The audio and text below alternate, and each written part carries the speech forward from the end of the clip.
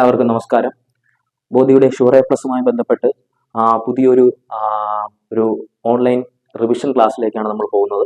ഈ പറയുന്ന പുതിയ ക്വസ്റ്റ്യൻസ് ഇപ്പോൾ ഓണപരീക്ഷയുമായി ബന്ധപ്പെട്ട് ഓണപരീക്ഷ അടുത്തുകൊണ്ടിരിക്കുകയാണ്. പാഠങ്ങളൊക്കെ എല്ലാ കുട്ടികളും പഠിച്ചതാണ്. പക്ഷെ എങ്ങനെ ഒരു ക്വസ്റ്റ്യൻ വരാം, എങ്ങനെ ഒരു ആപ്ലിക്കേഷൻ ലെവൽ ക്വസ്റ്റ്യൻ വരാം, അതേപോലെ തന്നെ ഇത് എത്ര മാർക്കിന് ചോദിക്കാം എന്നുള്ള എല്ലാവർക്കും ഒരു അങ്കലാപ്പ് ഉണ്ടാവും.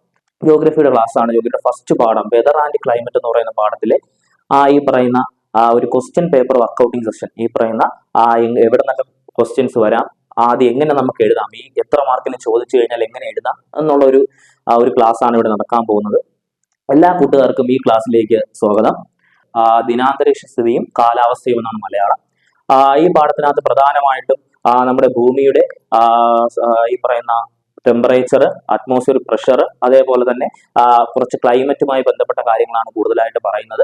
ആദ്യമായിട്ട് നമുക്ക് എന്ത് ചെയ്യാം, ക്വസ്റ്റ്യൻ പേപ്പറാണ് നമ്മൾ ഇവിടെ വർക്കൗട്ട് ചെയ്യാൻ ഉദ്ദേശിക്കുന്നത്. എന്ന് പറഞ്ഞാൽ ഈ പറയുന്ന പരീക്ഷയ്ക്ക് വരാൻ ചാൻസ് ഉള്ള മാക്സിമം ക്വസ്റ്റ്യൻസ്, എത്ര മാർക്കിന് ഇത് വരാം, അതേപോലെ ഈ ക്വസ്റ്റ്യൻസ് ഏതൊക്കെ രീതിയിൽ നമുക്ക് എഴുതാൻ കഴിയും, അതേപോലെ ഓണപരീക്ഷ ആയിക്കോട്ടെ, ഈ പറയുന്ന ക്രിസ്മസ് പരീക്ഷയ്ക്ക് പോലും ഈ പറയുന്ന ഇടയ്ക്ക് എന്ത് ചെയ്യാം, നമുക്ക് ഒരു 2 മാർക്കിന് 1 മാർക്കിന് തൊട്ട് എസ് എ ടൈപ്പിന് വരെ ചോദിക്കാൻ പറ്റിയ ക്വസ്റ്റ്യൻസ് ഇതിനകത്തുണ്ട്. അപ്പൊ അതുകൊണ്ട് എന്ത് ചെയ്യാം, എല്ലാ ഒരു മാർക്കിന് തൊട്ട് 6 മാർക്കിന് വരെ ചോദിക്കാൻ പറ്റിയ ക്വസ്റ്റ്യൻസ് ഇതിനകത്തുണ്ട്. അപ്പൊ നമ്മൾ എല്ലാ ക്വസ്റ്റ്യൻസും നമ്മളിന്ന് വർക്കൗട്ട് ചെയ്യും.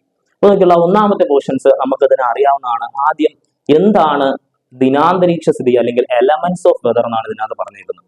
നമുക്കറിയാവുന്ന കേസാണ്. എന്താണ് എലമെന്റ്സ് ഓഫ് വെതർ എന്ന് ചോദിച്ചു കഴിഞ്ഞാൽ ഈ പറയുന്ന നമ്മുടെ ഭൂമിയിലുള്ള ക്ലൈമറ്റ് അല്ലെങ്കിൽ സൂര്യപ്രകാശം ഭൂമിയിലേക്ക് എത്തുന്നത് എന്തിന്റെയൊക്കെ അടിസ്ഥാനത്തിലായിരിക്കും, നമ്മുടെ ഭൂമിയിലുള്ള ടെമ്പറേച്ചറിന്റെയും പ്രഷറിന്റെയും ഹ്യൂമിഡിറ്റിയുടെയൊക്കെ അടിസ്ഥാനത്തിലായിരിക്കും ഈ പറയുന്നത് സൂര്യപ്രകാശം നമ്മുടെ ഭൂമിയിലേക്ക് എത്തുന്നത്. അപ്പൊ എന്താണ് ഈ പറയുന്ന സൂര്യപ്രകാശം ഭൂമിയിലേക്ക് എത്തുന്നതിനുള്ള അളവിനെ ഈ പറയുന്ന ഹ്യൂമിഡിറ്റിയും അതേപോലെ ടെമ്പറേച്ചറും അതേപോലെ പ്രഷറും ഇതെല്ലാം സ്വാധീനിക്കുന്നു. ഈ ഘടകങ്ങളെയാണ് നമ്മൾ ഇതെന്ന് വിളിക്കുന്നത് എലമെന്റ്സ് ഓഫ് വെതർ എന്ന് വിളിക്കുന്നത്. ഓക്കെ ആണ്. അപ്പൊ അതേപോലെ തന്നെ പിന്നീട് നമ്മൾ പോകുന്നത് ക്ലൈമറ്റ് എന്ന് പറയുന്ന പോർഷനിലോട്ടാണ്. വെതറിലോട്ടാണ്. വെതർ എന്ന് വെച്ച് കഴിഞ്ഞാൽ ഈ ക്ലൈമറ്റ് ഒരു ചെറിയൊരു സ്ഥലത്ത്, ഒരു ചെറിയൊരു പ്രദേശത്താണ് പെട്ടെന്നൊരു ടെമ്പറേച്ചർ വ്യത്യാസം അല്ലെങ്കിൽ പെട്ടെന്നൊരു പ്രഷർ വ്യത്യാസം, അതേപോലെ ഒരു ചെറിയൊരു മഴ പെട്ടെന്ന് നടക്കുന്നുണ്ടെങ്കിൽ അതെന്താണ്, ഒരു ചെറിയൊരു സമയത്താണ് നടക്കുന്നതെങ്കിൽ വെതർ എന്ന് വിളിക്കുന്നു. അതേപോലെ പിന്നീട് നമ്മൾ ക്ലൈമറ്റിലോട്ടാണ് പോകുന്നത് ഈ പാഠത്തിനകത്ത്. ക്ലൈമറ്റ് എന്ന് പറഞ്ഞാൽ വെതർ എന്ന് പറഞ്ഞാൽ ചെറിയ സമയത്താണ് നടക്കുന്നതെങ്കിൽ ക്ലൈമറ്റ് എന്ന് പറഞ്ഞാൽ എന്താണ്, ഒരു വലിയ പ്രദേശത്ത് കുറച്ച് ടൈം പീരീഡ് എടുത്തെന്ന് പറയുമ്പോൾ ക്ലൈമറ്റ് എന്ന് പറഞ്ഞാൽ നമുക്ക് ഒന്നുകൂടെ പറയാം, നമ്മുടെ ജൂൺ ജൂലൈ മാസം നമ്മൾ സ്കൂളിലോട്ട് വരുമ്പോൾ ഭയങ്കരമായ മഴയാണ്. അപ്പൊ എന്താണ്, ജൂണും ജൂലൈയും ഓഗസ്റ്റ് മാസത്തോടെ നല്ല മഴ ഇങ്ങനെ കണ്ടിന്യൂസ് ആയിട്ട് പെയ്തുകൊണ്ടിരിക്കും. അപ്പൊ എന്താണ്, അതൊരു വലിയ സമയത്ത് നടക്കുന്നതാണ്. അപ്പൊ ഒരു വലിയ പ്രദേശത്ത് വലിയ സമയത്ത് ഒരു ദീർഘകാലം നടക്കുന്ന ഒരു പ്രോസസ്സാണ് അത് ക്ലൈമറ്റ് എന്ന് പറഞ്ഞാൽ. അപ്പൊ ഇതിനകത്തുനിന്ന് വരുന്ന ക്വസ്റ്റ്യൻ ഏതെന്ന് ചോദിച്ചു കഴിഞ്ഞാൽ ഇതിനകത്തുനിന്ന് 2 മാർക്കിന് ഒരു ക്വസ്റ്റ്യൻ വരും. Difference between climate and weather എന്ന് പറയുന്ന ക്വസ്റ്റ്യൻ 2 മാർക്കിന് എന്ത് ചെയ്യാം, ഉറപ്പിക്കാൻ പറ്റിയ ക്വസ്റ്റ്യൻ ആണ് difference between climate and weather എന്ന് പറഞ്ഞു കഴിഞ്ഞാൽ. ഓക്കെ ആണ്. അപ്പോഴത്തേക്ക് എന്താണ് ദിനാന്തരീക്ഷ സ്ഥിതിയും കാലാവസ്ഥയും തമ്മിലുള്ള വ്യത്യാസം എഴുതുക. അതേപോലെ തന്നെ ഒരു മാർക്കിന്റെ ഒരു ക്വസ്റ്റ്യനകത്ത് ഒളിഞ്ഞിരിപ്പുണ്ട് ഏതൊക്കെയാണ് ദിനാന്തരീക്ഷ ഘടകങ്ങൾ എന്ന് ചോദിക്കും. ഓക്കെയാണ്. അതൊക്കെ നമുക്കറിയാം, ഹ്യൂമിഡിറ്റി, പ്രഷർ, അതേപോലെ ഈ പറയുന്ന ടെമ്പറേച്ചർ, ഇതൊക്കെയാണ് ദിനാന്തരീക്ഷ ഘടകങ്ങൾ എന്ന് പറയുന്നത്, എലമെന്റ്സ് ഓഫ് വെതർ എന്ന് പറയുന്നത്. അപ്പൊ നമ്മളിപ്പോ 3 മാർക്കിന്റെ ഒരു ക്വസ്റ്റ്യൻ, 2 മാർക്കിന്റെ difference between climate and weather, അതേപോലെ ഈ പറയുന്ന എലമെന്റ്സ് ഓഫ് വെതർ ഏതെന്ന് നമ്മൾ പറഞ്ഞു. പിന്നീട് നമുക്ക് ഈ പാഠത്തിലോട്ട് പോകുന്നതെന്ന് പറഞ്ഞാൽ അടുത്തൊരു ക്വസ്റ്റ്യൻ വരുന്നത്, പിന്നീട് നമ്മൾ സൂര്യപ്രകാശം ഭൂമിയിലേക്ക് എത്തി. സൂര്യപ്രകാശം ഭൂമിയിലേക്ക് എത്തുന്ന പ്രോസസ്സിന് നമ്മൾ പഠിച്ചു എന്താണ്, ഇൻസുലേഷൻ എന്നാണ് പഠിച്ചത്. അല്ലെങ്കിൽ സൂര്യപ്രകാശം ഭൂമിയിലേക്ക് ഏത് തരംഗ രൂപത്തിലാണ് വരുന്നത്, ചെറിയ ചെറിയ തരംഗങ്ങളായിട്ടാണ് വരുന്നത്. ആ തരംഗങ്ങളായിട്ട് നമ്മൾ ഭൂമിയിലേക്ക് എത്തിയ ഒരു പ്രോസസ്സിനെ നമ്മൾ വിളിക്കുന്ന പേര് ഇൻസുലേഷൻ എന്നാണ്, അല്ലെങ്കിൽ സൗരവികിരണം എന്നാണ് വിളിക്കുന്നത്. ഓക്കെയാണ്. അപ്പം ഭൂമിയിലേക്ക് സൂര്യപ്രകാശം വരുന്ന പ്രോസസ്സ് ഇൻസുലേഷൻ ആണ്. പിന്നീട് ഭൂമിയിൽ നടക്കുന്ന ഒരു 4 പ്രോസസ്സുകളുണ്ട്. അത് ഏതൊക്കെയാണ് ചോദിക്കും. ഓക്കെയാണ്. അതിന്റെ ചോദ്യം എന്ന് പറഞ്ഞാൽ ഇങ്ങനെയായിരിക്കും വരുന്നത്, explain the heat transferring process in the atmosphere. 4 മാർക്കിന് വരെ ചോദിക്കാൻ പറ്റിയ ക്വസ്റ്റ്യൻസ്. മൂന്നാമത്തെ ക്വസ്റ്റ്യൻ ആണ്, മറന്നുപോലെ. അപ്പോഴത്തേക്ക് മൂന്നാമത്തെ question, explain the heat transferring process in the atmosphere. പ്രധാനമായിട്ടും 4 പോയിന്റ് ആണുള്ളത്. ഏതൊക്കെ എഴുതാനുള്ളത്, conduction, convection, advection, terrestrial radiation. Terrestrial radiation എന്നല്ല, ഇപ്പൊ റേഡിയേഷൻ എന്നാണ് പുസ്തകത്തിൽ ഉള്ളത്. ഓക്കെ ആണ്, പിടികിട്ടിയത്. ടെറസ്ട്രിയൽ റേഡിയേഷൻ പിന്നീട് അടുത്തതായിട്ട് കിടപ്പുണ്ട്. അപ്പൊ നോക്കിയോണം ഏതൊക്കെയാ, കണ്ടക്ഷൻ, കൺവെക്ഷൻ, അഡ്വെക്ഷൻ, അതേപോലെ റേഡിയേഷൻ. കണ്ടക്ഷൻ എന്ന് പറഞ്ഞാൽ എന്തുവാ, ഈ പറയുന്ന താപചാലനം, കൺവെക്ഷൻ സംവഹനം, അഡ്വെക്ഷൻ അഭിവഹനം, അതേപോലെ ലാസ്റ്റ് വൺ റേഡിയേഷൻ വികിരണം. ഇത് 4 മാർക്കിന് ചോദിക്കുന്ന ക്വസ്റ്റ്യൻ ആയിരിക്കും. അതേപോലെ ഇതിന്റെ അകത്തുനിന്ന് ഒരു ക്വസ്റ്റ്യൻ ചോദിക്കും, difference between conduction and convection എന്ന് ചോദിക്കും. അത് 2 മാർക്കിന് വരെ ചോദിക്കാം. ഓക്കെ ആവുന്നുണ്ടല്ലോ. അപ്പോൾ 2 മാർക്കിന് ചോദിക്കാൻ പറ്റിയ ക്വസ്റ്റ്യൻ ആണ് ഇത്, difference between conduction and convection. അതേപോലെ താപചാലനവും സംവഹനവും തമ്മിലുള്ള വ്യത്യാസം എന്ത്, അല്ലെങ്കിൽ ഇത് തമ്മിൽ താരതമ്യം ചെയ്യുക എന്ന് ചോദിക്കും. ഓക്കെ ആവുന്നുണ്ടല്ലോ. പിടിയിട്ട് 2 താരതമ്യം ചെയ്യുക എന്ന് പറഞ്ഞാൽ വലിയ പാടൊന്നുമില്ല. ആ ചെറിയ രീതിയിൽ നിന്ന് പറഞ്ഞു തരാം. ഈ പറയുന്നത് എന്താണ്, ആദ്യം ഭൂമിയിലേക്ക് എന്ത് ചെയ്യുന്നു, സൂര്യപ്രകാശം ഇൻസുലേഷൻ വഴി എത്തുന്നു.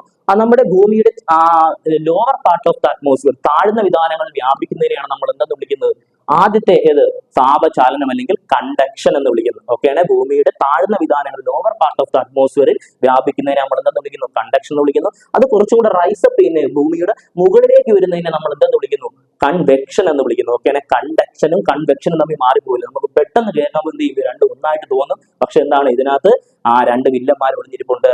ഓക്കെയാണ്. പിടികിട്ടുന്നുണ്ട്. അപ്പോഴത്തേക്ക് മറന്നുപോലെ. അപ്പൊ 2 മാർക്കിന്റെ ക്വസ്റ്റ്യൻ ആണ് difference between conduction and convection എന്ന് പറയുന്നത്. ഓക്കെ ആവുന്നുണ്ടല്ലോ. പിന്നീട് അഡ്വെക്ഷനും ടെറസ്ട്രിയൽ റേഡിയേഷനും നമുക്കറിയാം. അഡ്വെക്ഷൻ എന്ന് പറഞ്ഞാൽ എന്തുവാ, കുറച്ചും കൂടെ മുകളിലോട്ട് പോകുമ്പോൾ കാറ്റടിക്കുന്നു. ഹൊറിസോണ്ടലി സഞ്ചരിക്കുന്നതിനെ, ഈ പറയുന്ന ടെമ്പറേച്ചർ ഹൊറിസോണ്ടലി സഞ്ചരിക്കുന്നതിനാണ് നമ്മൾ എന്തെന്ന് വിളിക്കുന്നത്, അഡ്വെക്ഷൻ എന്ന് വിളിക്കുന്നത്. അതേപോലെ അങ്ങ് ഹയർ പാർട്ട് ഓഫ് ദ അറ്റ്മോസ്ഫിയറിലേക്ക് ഈ പറയുന്ന ഒരു മേഖലയിലെല്ലാം ഈ പറയുന്ന ടെമ്പറേച്ചർ അവിടെ ഹ്രസ്വതരംഗ രൂപത്തിലാണ് ഇങ്ങോട്ട് വരുന്നത്. ചെറിയ ഷോർട്ട് വേവിൽ ഇങ്ങോട്ട് വരുന്നു, തിരിച്ച് ലോങ് വേവ് ആയിട്ട്. ഓക്കെയാണ്. അത് നോക്കി വേണം, അത് ചോദിക്കും.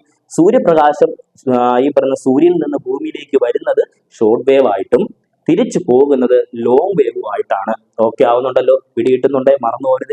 അടുത്ത വരുന്ന ടെറസ്ട്രിയൽ റേഡിയേഷൻ എന്ന് പറയുന്ന ഒരു പോർഷൻ ആണ്. നമുക്ക് പഴയ പുസ്തകത്തിലെ പോർഷൻ ആണ്, പഴയ 9ാം ക്ലാസ്സിലെ പഴയ പോർഷൻ ആണ് ഇപ്പൊ 10ാം ക്ലാസ്സിൽ വന്നിരിക്കുന്നത്. അപ്പൊ എന്താണ്, പണ്ടെന്ന് പറഞ്ഞാൽ 4 പ്രോസസ് പറഞ്ഞ കൺവെക്ഷൻ, കണ്ടക്ഷൻ, ഈ പറയുന്ന അഡ്വെക്ഷൻ ആൻഡ് ടെറസ്ട്രിയൽ റേഡിയേഷൻ ആണ് വന്നത്. പക്ഷെ ഇപ്പൊ എന്ത് ചെയ്തു, അത് അവർ കുറച്ചും കൂടെ എന്ത് ചെയ്തു, എലാബറേറ്റ് ചെയ്ത് എന്ത് ചെയ്തു, കണ്ടക്ഷൻ, കൺവെക്ഷൻ, അഡ്വെക്ഷൻ, റേഡിയേഷൻ ആക്കി, ടെറസ്ട്രിയൽ റേഡിയേഷൻ ആക്കിയിട്ട് ടെറസ്ട്രിയൽ റേഡിയേഷൻ എന്ത് ചെയ്തു, വേറൊരു പോർഷനായി കൊടുത്തേക്കും. ടെറസ്ട്രിയൽ റേഡിയേഷൻ ഒന്നും വേറൊന്നുമില്ല, ഈ മുകളിൽ ഇപ്പം ഈ പറയുന്ന നമ്മുടെ അറ്റ്മോസ്ഫിയർ അന്തരീക്ഷത്തിന്റെ ഏറ്റവും മുകൾ പാർട്ടിലാണ് ഇപ്പൊ എന്ത് ചെയ്യുന്നത്, ഈ പറയുന്ന താപം എല്ലാം വ്യാപിച്ചു കിടക്കുന്നത്.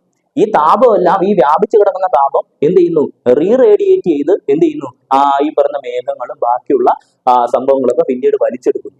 അതിനെയാണ് നമ്മൾ എന്തെന്ന് വിളിക്കുന്നത്, ലോങ് വേവ് ആയിട്ട് റീറേഡിയേറ്റ് ചെയ്യുന്നതിനാണ് നമ്മൾ എന്തെന്ന് വിളിക്കുന്നത്, ഈ പറയുന്ന ടെറസ്ട്രിയൽ റേഡിയേഷൻ എന്ന് വിളിക്കുന്നത്. ഓക്കെ ആവുന്നുണ്ടല്ലോ.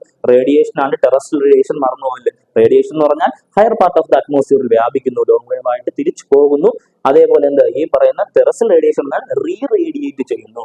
ഓക്കെ ആവുന്നുണ്ടല്ലോ. അതെന്ത് ചെയ്യുന്നു, പുനരാകിരണം ചെയ്യുന്നു എന്നാണ് മലയാളം. ഓക്കെ ആവുന്നുണ്ടല്ലോ. പിടികിട്ടുന്നുണ്ട്. ഒരു 2 മാർക്കിനോ അല്ലെങ്കിൽ 1 മാർക്കിനോ ചോദിക്കാൻ പറ്റിയൊരു ക്വസ്റ്റ്യൻ ആണ് ഗ്രീൻ ഹൗസ് എഫക്ട്. നമ്മൾ എന്ത് ചെയ്യും, വലിയ രീതിയിൽ എന്ത് ചെയ്യത്തില്ല, ഒന്നും നമ്മൾ എന്ത് ചെയ്തില്ല, ഇത് ചോദിക്കത്തില്ല എന്ന് പറയാം. കാരണം എന്താ, ഇതിന്റെ ഇടയിൽ കിടക്കുന്നതുകൊണ്ട് നമ്മൾ വായിക്കാതെ പുസ്തകം വായിച്ചു കഴിഞ്ഞാൽ, പുസ്തകം കറക്റ്റ് ആയിട്ട് പുസ്തകം വായിച്ചു പോയിട്ടുള്ള കുട്ടിക്ക് ഗ്രീൻ ഹൗസ് എഫക്ട് കൃത്യമായിട്ട് എഴുതാൻ പറ്റും. അപ്പൊ ഈ ഗ്രീൻ ഹൗസ് എഫക്ട് 2 മാർക്കിൽ ചോദിക്കും എന്ന് പറഞ്ഞാൽ വേറെ വലിയ പാടൊന്നുമില്ല. എന്ത് ചെയ്യുന്നു, ഈ പറയുന്ന റേഡിയേഷൻ ചെയ്ത് അല്ലെങ്കിൽ ടെറസ്ട്രിയൽ റേഡിയേഷൻ ചെയ്ത് റീറേഡിയേറ്റ് ചെയ്യുന്ന എനർജി ഇപ്പൊ എന്ത് ചെയ്യുന്നു, ഈ പറയുന്ന അവിടെ ചെന്നിട്ട് ഏറ്റവും അറ്റ്മോസ്ഫിയറിലെ മുകളിൽ ചെന്നിട്ട് ഈ പറഞ്ഞ എന്ത് ചെയ്യുന്നു, നമ്മുടെ എനർജി എന്ത് ചെയ്യുന്നു, ഈ ക്ലൗഡ്സും ബാക്കിയുള്ള കാര്യങ്ങളെല്ലാം വലിച്ചെടുത്ത് പിന്നെ എനർജി എന്ത് ചെയ്യുന്നു, റീറേഡിയേറ്റ് ചെയ്തിട്ട് അറ്റ്മോസ്ഫിയർ അവിടെയുള്ള കാർബൺ ഡൈ ഓക്സൈഡും ഈ പറഞ്ഞ നൈട്രജൻ പോലുള്ള വാതകങ്ങൾ എന്ത് ചെയ്യുന്നു, ഈ എനർജിയെ വലിച്ചെടുത്ത് എന്ത് ചെയ്യുന്നു, നമ്മുടെ അറ്റ്മോസ്ഫിയറിന്റെ ചൂട് പിന്നെ എന്ത് ചെയ്യുന്നു, കൂട്ടുന്നു.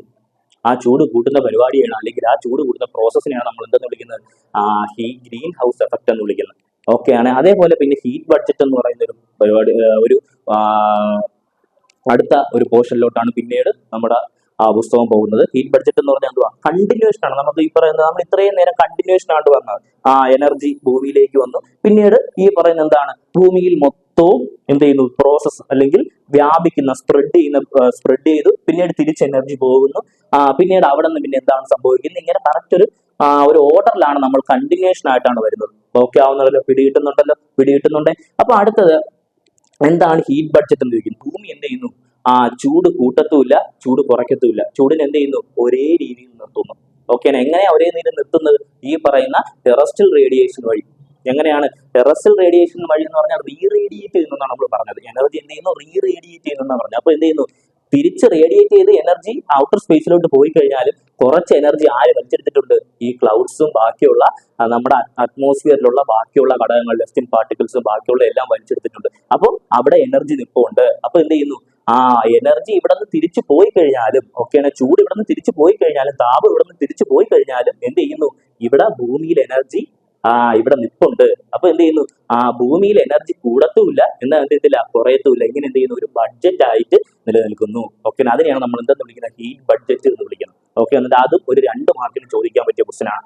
ഓക്കെ ആവുന്നുണ്ടല്ലോ? അപ്പൊ നമ്മൾ ഇത്രയും പോർഷൻസ് വന്നു. അതിനകത്ത് എത്ര മാർക്കിന് ചോദിക്കാൻ പറ്റിയ ക്വസ്റ്റ്യൻസ് എന്നെല്ലാം നമ്മൾ കൃത്യമായിട്ട് പറഞ്ഞിട്ടുണ്ട്. അതേപോലെ തന്നെ പിന്നീട് ഇതിനകത്ത് പിന്നെ താഴോട്ട് കിടക്കുന്ന ഒരു പോർഷൻ എന്ന് പറഞ്ഞാൽ, അപ്പൊ നമുക്ക് ഇനി പറയുന്നത് ഒരു ദിവസത്തിൽ ഏറ്റവും കൂടുതൽ ചൂട് കിട്ടുന്ന ഏത് സമയത്തെന്നാണ് പിന്നീട് ഒരു താഴോട്ട് കിടക്കുന്ന പോർഷൻസ് എന്ന് പറയുന്നത്. അതെന്ന് പറഞ്ഞാൽ എത്ര മണിക്കാണ്? 2 മണിക്കാണ് ഒരു ദിവസത്തിൽ ഏറ്റവും കൂടുതൽ ചൂട് കിട്ടുന്നത്. നമ്മൾ എന്ത് ചെയ്യും? അത് നമുക്ക് തെറ്റിച്ചെഴുതി ചിലപ്പോൾ 1 മാർക്കിന് ചോദിക്കും.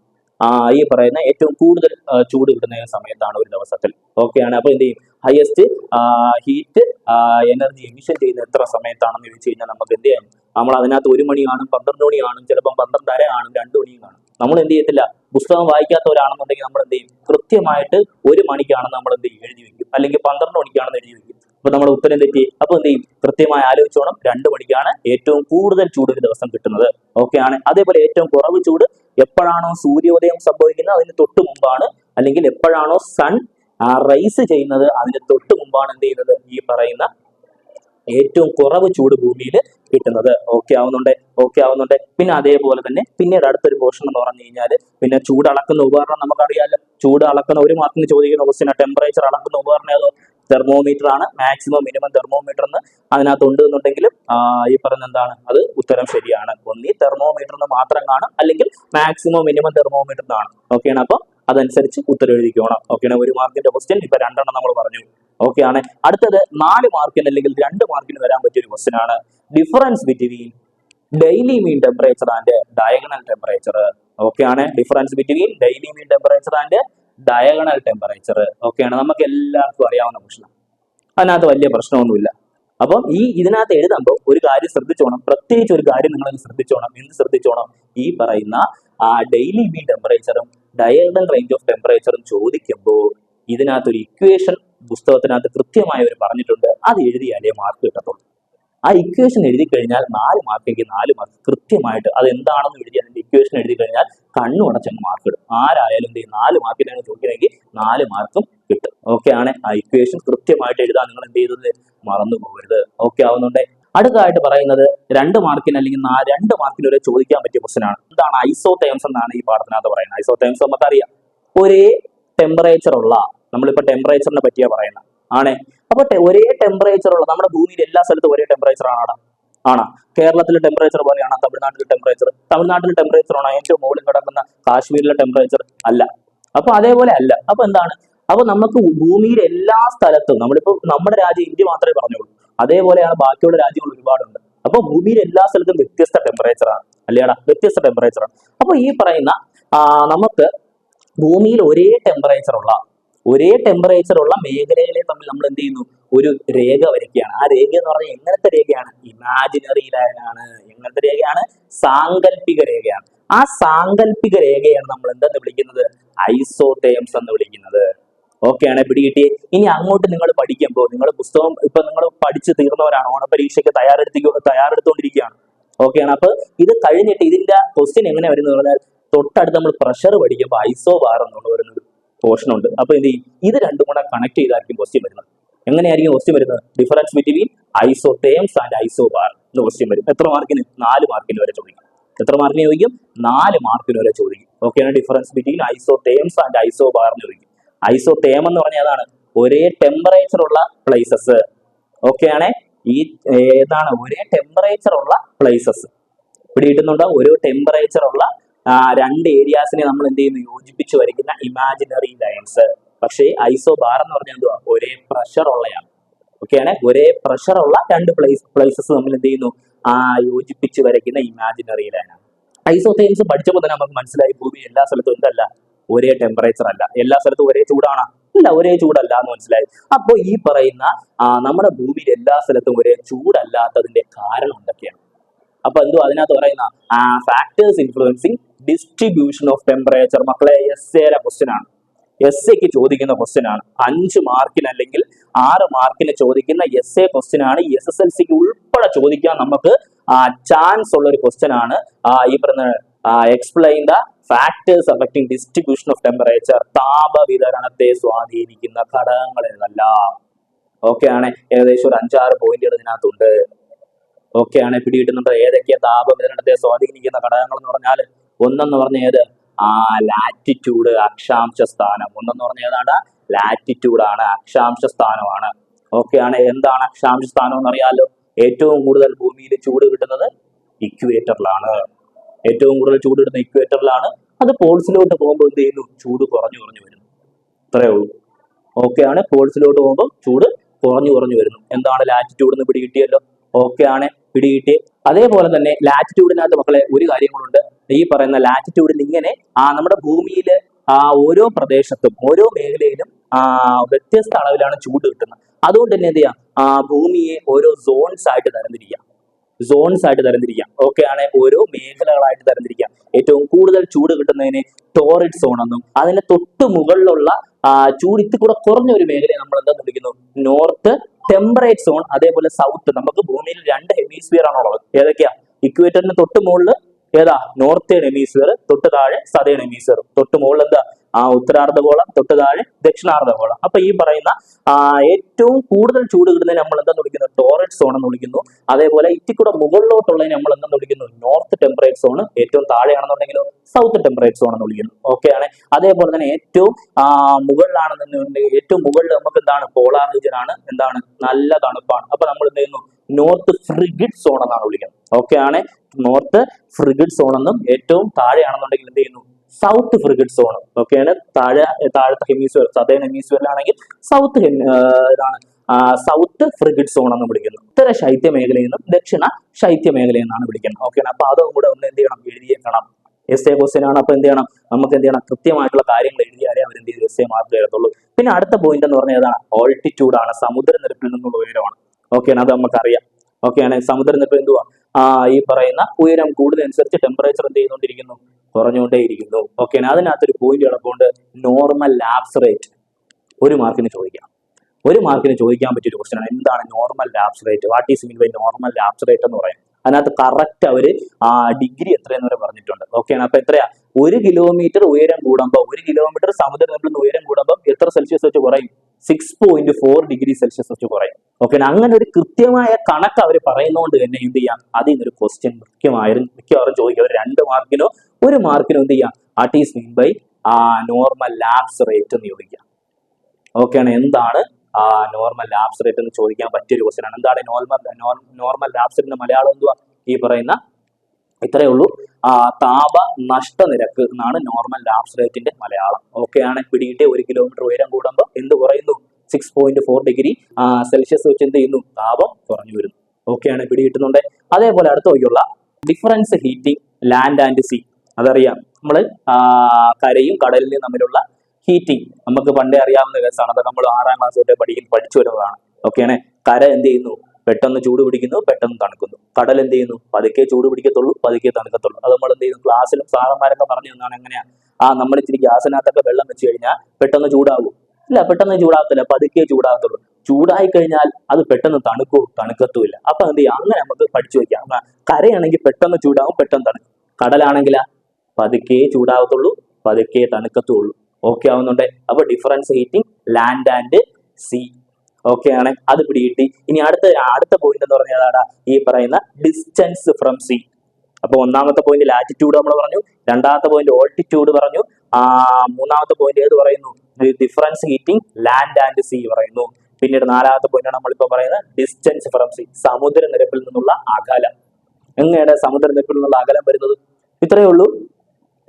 സമുദ്രനിരപ്പിൽ നിന്ന് സമുദ്രത്തിൽ നമുക്ക് എല്ലാവർക്കും, നമ്മളെല്ലാവരും ബീച്ചിൽ പോയിട്ടുണ്ട്. ബീച്ചിൽ എപ്പോൾ പോയി കഴിഞ്ഞാലും എന്ത് ചെയ്യും, കാറ്റടിക്കും ഇല്ലേ?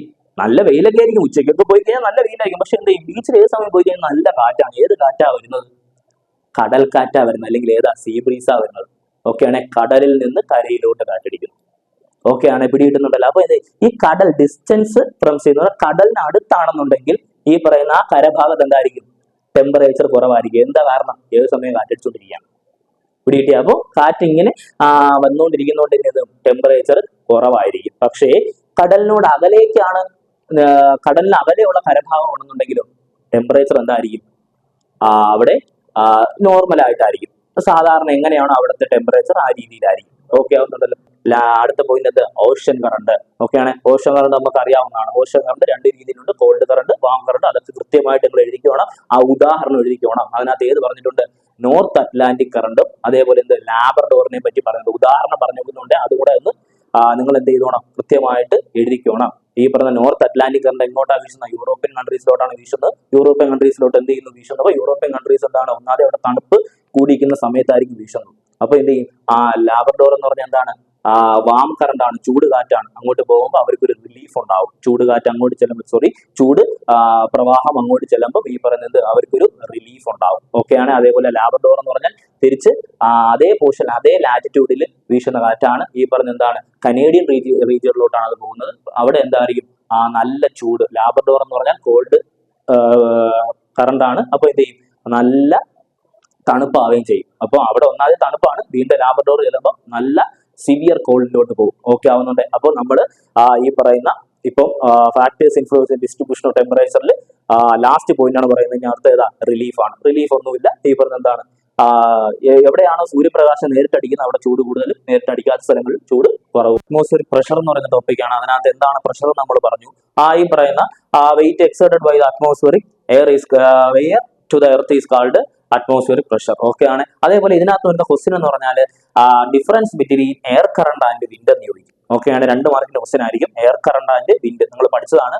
അപ്പൊ എന്താണ്? നല്ല രീതിയിൽ ആ ഒരു പോർഷൻ നോക്കിക്കോണം. നമുക്ക് speed and direction of wind അല്ലെങ്കിൽ കാറ്റിന്റെ വേഗതയും ദിശയെയും സ്വാധീനിക്കുന്ന ഘടകങ്ങളാണ് നമ്മൾ പറഞ്ഞുകൊണ്ടിരുന്നത്. അപ്പൊ കാറ്റിന്റെ വേഗതയും ദിശയും സ്വാധീനിക്കുന്ന ഘടകങ്ങൾ, സ്പീഡിനെ സ്വാധീനിക്കുന്ന 2 ഘടകങ്ങളാണുള്ളത്. ഏതൊക്കെയാ? ഒന്ന് പ്രഷർ ഗ്രേഡിയന്റ് അല്ലെങ്കിൽ മർദ്ദ ചരിവ് ബലവും, അതേപോലെ രണ്ടാമത്തത് ഫ്രിക്ഷൻ അല്ലെങ്കിൽ കർഷണവും. ഓക്കെയാണ്. 2 എണ്ണമാണുള്ളത്. രണ്ടാമത്തത് ഈ പറയുന്ന കാറ്റിന്റെ ഡയറക്ഷനെ സ്വാധീനിക്കുന്ന കോറിയോലിസ് എഫക്ട്. ഓക്കെയാണ്, കോറിയോലിസ് ഫോഴ്സ്. ഓക്കെയാണ്. അപ്പൊ അത് 2 മാർക്കിന് അല്ലെങ്കിൽ 3 മാർക്കിന് വരെ ചോദിക്കാൻ പറ്റിയ പോർഷൻ ആണ്. ഓക്കെയാണ്. പിന്നീട് നമ്മൾ എന്തിലോട്ട് വന്നു? കാറ്റിലോട്ടാണ് വരുന്നത്. ഡിഫറെന്റ് ടൈപ്സ് ഓഫ് വിൻഡ് അല്ലെങ്കിൽ പല തരത്തിലുള്ള കാറ്റുകൾ മക്കളെ 6 മാർക്കിന് വരെ ചോദിക്കും. ഓക്കെ, 6 മാർക്കിന് ചോദിക്കുന്ന ടോപ്പിക്കാണ്. നല്ല രീതിയിൽ എക്സ്പ്ലെയിൻ ചെയ്താണ് പുസ്തകത്തിനകത്ത് പറഞ്ഞിരിക്കുന്നത്. ഓരോ കാറ്റുകളെയും പറ്റി കൃത്യമായി അവർ പറഞ്ഞിട്ടുണ്ട്. ഓക്കെ ആണ്. ഓരോ കാറ്റുകളെയും പറ്റി കൃത്യമായിട്ട് അവർ പറയുന്നുണ്ട്. അപ്പൊ അതുകൊണ്ട് തന്നെ എക്സാമിന് എസ്എ ക്വസ്റ്റ്യൻ ഈ പറയുന്ന explain the different types of wind എന്നായിരിക്കും. എസ്എ ടൈപ്പിൽ 5 മാർക്കിന് ചോദിക്കുന്ന explain the different types of wind ആ പോർഷനിലായിരിക്കും ചോദിക്കുന്നത്. ഓക്കെ ആണ്. എത്ര തരത്തിലുള്ള വിൻഡ് ഉണ്ട്? 4 തരത്തിലുള്ള വിൻഡ് ഉണ്ട്. ഏതൊക്കെയാ? ഈ പറയുന്നത് വേരിയബിൾ വിൻഡ്, 3 ലോക്കൽ വിൻഡ്, അതേപോലെ പീരിയോഡിക് വിൻഡ്. ഓക്കെയാണ്. സ്ഥിരവാദങ്ങള്, കാലികവാദങ്ങള്, പ്രാദേശികവാദങ്ങള്, അസ്ഥിരവാദങ്ങള്. ഓക്കെയാണ്. കൃത്യമായി അത് പഠിച്ചു വെച്ചോണം. അത് കൃത്യമായി 5 മാർക്കിന് ചോദിക്കും. ഓക്കെയാണ്. പിന്നീട് ഈ പറയുന്ന കാറ്റുകളെ എല്ലാം കൃത്യമായി പഠിച്ചോണം. 5 മാർക്കിന് ചോദിക്കും. മക്കളെ അത് നോക്കിയുള്ള അതിനകത്ത് ഒന്നാമത്തത് പെർമനന്റ് വിൻഡാണ്. പെർമനന്റ് വിൻഡിനകത്ത് ചിലപ്പം ഈ വിൻഡുകൾ എടുത്തെടുത്ത് 2 മാർക്കിനൊക്കെ ചോദിക്കാൻ സാധ്യതയുണ്ട്. എങ്ങനെയാ? Difference between permanent wind and periodic wind എന്നൊക്കെ ചോദിക്കാനും സാധ്യതയുണ്ട്. ഓക്കെയാണ്. അപ്പോഴത്തേക്ക് അത് കൃത്യമായിട്ട് വിൻഡുകളെ പറ്റി ഒരു ഗ്രാഹ്യത നമുക്ക് വേണം. കൃത്യമായ ഒരു നമ്മൾ പഠിച്ച പുസ്തകങ്ങൾ കൃത്യമായിട്ട് വായിച്ചോണം. ഓക്കെയാണ്. പെർമനന്റ് വിൻഡിനെ നമ്മൾ എന്തെന്നാണ് വിളിക്കും? പ്ലാനറ്ററി വിൻഡ് അല്ലാന്നുണ്ടെങ്കിൽ ഈ പറഞ്ഞ പ്രിവൈലിംഗ് വിൻഡ് എന്നൊക്കെ വിളിക്കും. അപ്പൊ ഇത് പെർമനന്റ് വിൻഡിന് പകരം പ്ലാനറ്ററി വിൻഡ് അല്ലെങ്കിൽ പ്രിവൈലിംഗ് വിൻഡ് എന്നൊക്കെ ചോദിച്ചു കഴിഞ്ഞാൽ ഏതാണ് നമ്മൾ മനസ്സിലാക്കിക്കോണം? പെർമനന്റ് വിൻഡ് ആണത് പറഞ്ഞിരിക്കുന്നത് നമ്മൾ മനസ്സിലാക്കിക്കോണം. ഓക്കെ ആണ്. പിന്നീട് അടുത്തതെന്ന് പറയുന്നത് ഏതാണ് മക്കളെ? പിന്നീട് നമ്മൾ ഇതിനകത്തോടെ പോയത് പീരിയോഡിക് വിൻഡിനകത്താണ്. കൃത്യമായി ഒരു പീരിയഡിന്റെ അടിസ്ഥാനത്തിൽ വീശുന്ന കാറ്റുകളെയാണ് നമ്മൾ എന്താന്ന് വിളിക്കുന്നത്? പീരിയോഡിക് വിൻഡ് എന്ന് വിളിക്കുന്നത്. ഏതൊക്കെയാ പീരിയോഡിക് വിൻഡ് എന്ന് പറയുന്നത്? ഈ പറയുന്ന ഏതൊക്കെയാ? ലാൻഡ് ബ്രീസ്, സീ ബ്രീസ്, അതേപോലെ വാലി ബ്രീസ്, ഈ പറയുന്ന മുകളിൽ നിന്ന് താഴോട്ട് വരുന്നത് മൗണ്ടൻ ബ്രീസ്, അതേപോലെ പിന്നീട് മൺസൂൺ കാറ്റുകൾ, മൺസൂൺ വിൻഡ്. ഇതൊക്കെയാണ്. കൃത്യമായിട്ട് അത് പഠിച്ചോണം. ഇതിനകത്ത് നിന്ന് ഇത് അല്ലാതെ എടുത്ത് ചോദിക്കാം, സിംഗിൾ ആയിട്ട് ചോദിക്കുകയും ചെയ്യാം. എങ്ങനെ? ഈ പറയുന്ന difference between land breeze and see breeze, difference between mountain breeze and Valley breeze എന്നും കൃത്യമായി നമുക്ക് എന്ത് ചെയ്യാം? ചോദിക്കാൻ പറ്റിയൊരു പോർഷനാണ്. ഓക്കെ ആണ്. അടുത്ത മക്കളെ പിന്നീട് ലോക്കൽ വിൻഡ് ആണ് വരുന്നത്. ലോക്കൽ വിൻഡ് കൃത്യമായി മക്കളെ ചോദിക്കും. മാച്ച് ദ ഫോളോവിങ് ചോദിക്കുന്ന ലോക്കൽ വിൻഡ് ആയിരിക്കും. ഓക്കെയാണ്. പരീക്ഷയ്ക്ക് മാച്ച് ദ ഫോളോയിങ് ക്വസ്റ്റ്യൻ ഉണ്ടാവും. അല്ലെങ്കിൽ ഈ പറയുന്ന കൃത്യമായി ചേരുമ്പടി ചേർക്കുക എന്ന് പറയുന്ന ക്വസ്റ്റ്യൻ ഉണ്ടാവും. അതിനകത്ത് ലോക്കൽ വിൻഡ് ആയിരിക്കും ചോദിക്കുന്നത്. നമുക്ക് പ്രധാനമായിട്ട് ഇപ്പൊ പഠിക്കാനുള്ളത് 4 ലോക്കൽ വിൻഡ് ആണ്. ലൂ, ചിനൂക്ക്, ഹെർമാറ്റൻ, അതേപോലെ ഏത് ഫോൻ. ഈ 4 എണ്ണവും കൃത്യമായി എവിടെ വീശുന്നു, അതിന്റെ ഈ പറയുന്ന എങ്ങനെയുള്ള ക്യാരക്ടറാണ് കാറ്റ്, ഡ്രൈ വിൻഡ് ആണോ അല്ലെങ്കിൽ ഹോട്ട് വിൻഡ് ആണോ, കൃത്യമായി അത് പറയുന്നുണ്ട്. അപ്പൊ എന്താണ് അത് പഠിച്ചോണം. മാച്ച് ദ ഫോളോയിങ് ചോദിക്കുന്ന ക്വസ്റ്റ്യൻ ആണ്. ഓക്കെയാണ്. പിടികിട്ടിയ. പിന്നീട് ഏറ്റവും ഇമ്പോർട്ടന്റ് വേരിയബിൾ വിൻഡ്, ഏറ്റവും അവസാനത്തെ വില്ലൻ വേരിയബിൾ വിൻഡ് ആണ് കൃത്യമായി ചോദിച്ചിരിക്കും. അതിനകത്താണ് ഏത് വരുന്നത്? സൈക്ലോൺസ് ആൻഡ് ആന്റി സൈക്ലോൺസ് വരും. മക്കളെ, സൈക്ലോൺസ് പഠിക്കുമ്പോൾ സൈക്ലോൺസ് മാത്രം നമ്മൾ പഠിച്ചുകൊണ്ട് പോകും. പക്ഷേ സൈക്ലോൺസിന്റെ അകത്തു നിന്നായിരിക്കും ക്വസ്റ്റ്യൻ വരുന്നത്. സൈക്ലോൺസിന്റെ അകത്ത് നിന്ന് എങ്ങനെ ക്വസ്റ്റ്യൻ വരും? സൈക്ലോൺസിനെ 2ആയി തരംതിരിച്ചുണ്ട്. ഏതൊക്കെയാ? ട്രോപ്പിക്കൽ സൈക്ലോൺസും ടെമ്പറേറ്റ് സൈക്ലോൺസും. അതായിരിക്കും ക്വസ്റ്റ്യൻ ചോദിക്കുന്നത്. Difference between tropical cyclones and temperate cyclones question ചോദിക്കും. കാരണം അത് നമുക്ക് എടുത്ത് പറഞ്ഞിട്ടില്ല. എങ്ങനെയാ? അതിനകത്ത് ഈ പറയുന്ന ആ സൈക്ലോൺസ് എന്ന് പറയുന്ന പോർഷനിൽ തന്നെ അത് പറഞ്ഞു വെച്ചേക്കെ. അപ്പൊ പുസ്തകം വായിക്കുന്ന കുട്ടിക്ക് അതിനകത്ത് ഇങ്ങനെ ഒരു പോർഷൻ കൂടെ ഉണ്ട് എന്ന് നമുക്ക് പറയാൻ പറ്റും. ഓക്കെയാണ്. അപ്പൊ difference between tropical cyclones and temperate cyclones question വരും. ഓക്കെയാണ്. പിന്നീട് ആന്റി സൈക്ലോൺസ് ആണ്. അപ്പൊ കൃത്യമായി നോക്കിയോണം. അപ്പൊ നമ്മൾ വിൻഡ് പറഞ്ഞു. വിൻഡ് മക്കളെ 6 മാർക്കിന്റെ ക്വസ്റ്റ്യൻ ആണ്. മറന്നുപോലെ 6 മാർക്കിന്റെ ചോദിക്കും. കൃത്യമായിട്ട് അത് പഠിച്ചുകൊണ്ടേ പോവാവൂ. ഏതൊക്കെ? പെർമനന്റ് വിൻഡ്, അതേപോലെ രണ്ടാമത് periodic wind, local wind, variable wind. ഓക്കെയാണ്. സ്ഥിരവാദങ്ങള്, അസ്ഥിരവാദങ്ങള്, പ്രാദേശികവാദങ്ങള്, അതേപോലെ ഏത് ഏറ്റവും അവസാനം സ്ഥിരവാദം പറഞ്ഞു, അസ്ഥിരവാദം പറഞ്ഞു, പ്രാദേശികവാദങ്ങൾ പറഞ്ഞു. പിന്നീട് ഏറ്റവും അവസാനത്തെ ഏതായിരുന്നു നമ്മളെ? ഈ പറയുന്ന കാലികവാദങ്ങൾ. ഓക്കെ ആവുന്ന. ഹ്യൂമിഡിറ്റി 1 മാർക്കിന് ചോദിക്കും കേട്ടോ. 1 മാർക്കിന്റെ ക്വസ്റ്റ്യൻ ആണ് ഹ്യൂമിഡിറ്റി. 1 മാർക്കിന് ചിലപ്പോൾ ചോദിക്കും എന്തുവാ? Water content in the atmosphere is called humidity. അന്തരീക്ഷത്തിലുള്ള ജലാംശത്തിന്റെ അളവിനെ നമ്മൾ എന്തെന്ന് വിളിക്കുന്നു? ഹ്യൂമിഡിറ്റി എന്ന് വിളിക്കുന്നു. അപ്പൊ അതിനകത്തൊരു ഡൗട്ടും ഇല്ലേ? അപ്പൊ അത് കൃത്യമായി പഠിച്ചോണം. അതിനകത്ത് ഡൗട്ട് വരരുത്. ഓക്കെയാണ്. പിന്നീട് ഹ്യൂമിഡിറ്റിയെ 2ആയി തരംതിരിച്ചിട്ടുണ്ട്. അത് മക്കളെ 4 മാർക്കിന്റെ ക്വസ്റ്റ്യൻ ആണ്. 4 മാർക്കിൽ ചോദിക്കും. Difference between absolute humidity and relative humidity. Difference between absolute humidity and relative humidity എന്ന് ചോദിക്കും. അബ്സല്യൂട്ട് ഹ്യൂമിഡിറ്റി നമുക്കറിയാം എന്താണ്? പെർ യൂണിറ്റിനകത്തുള്ള യഥാർത്ഥ ആക്ച്വൽ എമൗണ്ട് ഓഫ് വാട്ടർ വേപ്പറിനെയാണ് നമ്മൾ എന്താ വിളിക്കുന്നത്? Absolute humidity. അതിന്റെ റേഷ്യോനെ ഏതിന്റെ റേഷ്യോ? ഈ അബ്സല്യൂട്ട് ഹ്യൂമിഡിറ്റിയും അതേപോലെ തന്നെ ടോട്ടൽ വാട്ടർ ഹോൾഡിംഗ് കപ്പാസിറ്റി നമ്മളുടെ റേഷ്യോനെ നമ്മൾ എന്താ വിളിക്കുന്നു? റിലേറ്റീവ് ഹ്യൂമിഡിറ്റി എന്ന് വിളിക്കുന്നു. റിലേറ്റീവ് ഹ്യൂമിഡിറ്റി ആയിരിക്കും നമുക്ക് പാട്. നമ്മളത് വായിക്കാതെ പോകും. കാരണം എന്താ? വായിച്ചു കഴിഞ്ഞാൽ അങ്ങോട്ട് പെട്ടെന്ന് കിട്ടൂല. പക്ഷെ എന്താണ്? എളുപ്പം അതാണ്. അപ്പൊ എന്ത് ചെയ്യും? അബ്സല്യൂട്ട് ഹ്യൂമിഡിറ്റി, റിലേറ്റീവ് ഹ്യൂമിഡിറ്റിയും 4 മാർക്കിന്റെ ക്വസ്റ്റ്യൻ ആണ്. രണ്ടും എന്ത് ചെയ്യും? ഡിഫറൻസ് ചെയ്യാൻ ചോദിക്കും. ഓക്കെ ആണ്. അതേപോലെ തന്നെ പിന്നീട് എന്താണ്? പിന്നീട് കണ്ടൻസേഷൻ ആണ്. ഓക്കെയാണ്. അതിനു മുമ്പ് 2 പോയിന്റുകളുണ്ട്. ഈ പറയുന്നത് അറ്റ്മോസ്ഫിയർ മൊത്തം വാട്ടർ വേപ്പർ കൊണ്ട് നിറയുന്ന അവസ്ഥയെ നമ്മൾ എന്താന്ന് വിളിക്കുന്നത്? Saturation level. ആ ഒരു ടെമ്പറേച്ചറിനെ, സാച്ചുറേഷൻ ലെവൽ ആവുന്ന ആ ഒരു ടെമ്പറേച്ചറിനെ സാച്ചുറേഷൻ പോയിന്റ് എന്നൊക്കെ പറയുന്നുണ്ട്. 1 മാർക്കിനും 2 മാർക്കിനും ചോദിക്കാൻ സാധ്യതയുണ്ട് കേട്ടോ. അതേപോലെ തന്നെ അടുത്തതെന്ന് പറഞ്ഞു കഴിഞ്ഞാൽ മക്കളെ ഈ പറയുന്ന കണ്ടൻസേഷൻ ആണ്. Condensation, forms of condensation. ഇതും ഞാൻ നേരത്തെ പറഞ്ഞ കണക്ക് കോളത്തിനകത്ത് കിടക്കുന്ന സംഭവമാണ്. അതുകൊണ്ട് നമ്മൾ പഠിച്ചുകൊണ്ട് പോകത്തില്ല, പഠിക്കാതെ അങ്ങ് പോകുന്ന കോളത്തിനകത്ത് കിടക്കുന്ന സംഭവങ്ങളെല്ലാം നമ്മൾ പണ്ടേ അങ്ങ് വിട്ടുകളയുന്ന ആൾക്കാരാണ് നമ്മൾ.